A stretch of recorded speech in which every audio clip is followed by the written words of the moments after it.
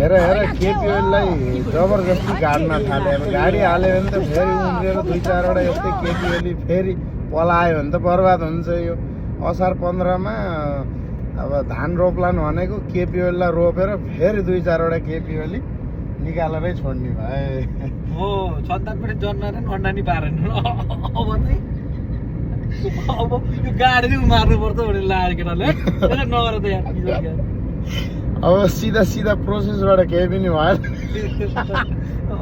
यिनलाई गाडेर सिधै चाहिँ उमार्नु पर्यो भनेर कलमी लाउने सिस्टम गर्न लाग्छ साथीहरू। यो के गरे साथीहरू, यस्तो नगरौँ यार। केपिओली एउटै धेरै भइरहेको छ यहाँ।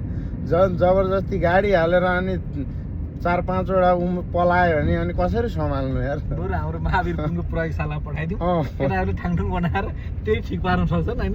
त्यो नयाँ बनाउने प्रक्रियामा नलागाउँ साथीहरू। के गरे यो, प्लिज यो नगाडौँ है। एउटै ठिक छ अहिलेसम्म जे छ हामीले झेलेका छौँ। गाडेर अनि 2-4वटा फेरि उम्रेर पलायो भने हामी सम्हाल्न सकिँदैन। त्यही भएर यो यसो नगरौँ साथीहरू है।